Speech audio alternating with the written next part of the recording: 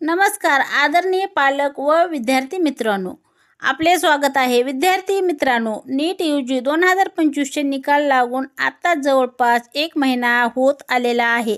MCCचा जो MBBS आणि BDSचा schedule आहे तो जाहीर करण्यात आलेला आहे। आता लवकरच AA-CCC मार्फत BMS, BHMS व जे काही कोर्सेस आहेत त्यांचा काउन्सिलिंग शेड्यूल जाहीर करण्यात येईल। तो शेड्यूल आल्यानंतर मी तुम्हाला YouTube चॅनल मार्फत अपडेट करेन।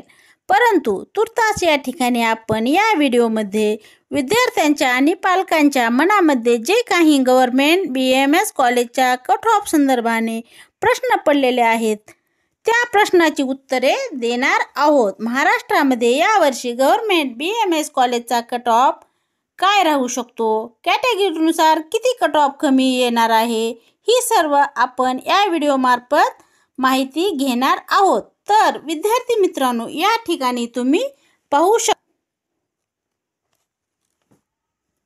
विद्यार्थी मित्रांनो, या ठिकाणी तुम्ही ही नोंद घ्या की महाराष्ट्रामध्ये जे गव्हर्नमेंट BMS कॉलेज आहेत त्याची संख्या फक्त 22 आहे व राऊंड 3 ते जेही विद्यार्थी SC कॅटेगरीमध्ये येतात अशा विद्यार्थ्यांना 355 मार्कापर्यंत या कॉलेजमध्ये प्रवेश मिळू शकतो।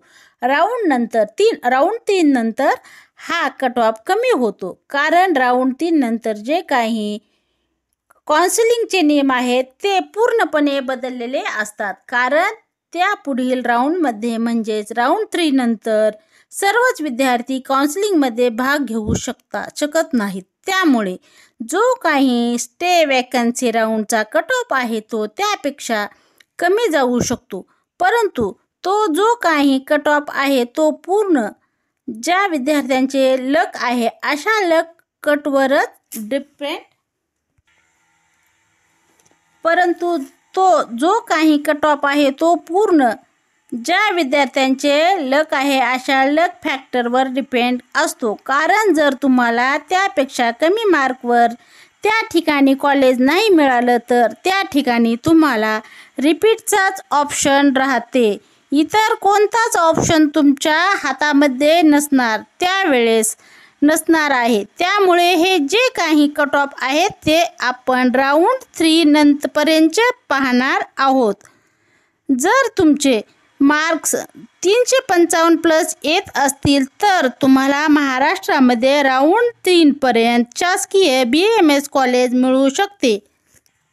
ST 270, VJ 430, NT1 ST 270+, VJ 430+, NT1 400+, NT2 430+, NT3 430+, EWS 400+, open 430+, SEBC 425 ते 430+, OBC 425+। तर विद्यार्थी मित्रांनो, यावर्षी महाराष्ट्रामध्ये गव्हर्नमेंट BMS कॉलेजचा कट ऑफ राहू शकतो। हा जो काही कट ऑफ आपण पाहिलेला आहे तो राऊंड 3 पर्यंत पहिला आहे। त्यानंतर जे काही स्टे वॅकन्सी राऊंड 3 पर्यंत पहिली ते त्यानंतर जे काही स्टे वॅकन्सी राऊंड होतात त्या राऊंडमध्ये यापेक्षा कमीवाल्या विद्यार्थ्यांना देखील प्रवेश मिळू शकतो, परंतु ते पूर्णपणे लक फॅक्टरवर डिपेंड असते। मी सुरुवातीला सांगितल्याप्रमाणे या अनुषंगाने जर तुमचे काही प्रश्न असतील तर तुम्ही कमेंट सेक्शनमध्ये विचारू शकता। तसेच ज्याही विद्यार्थ्यांना महाराष्ट्रामध्ये BMS, BHMS करण्याची इच्छा आहे असे विद्यार्थी चॅनलला सबस्क्राईब करू शकता। धन्यवाद।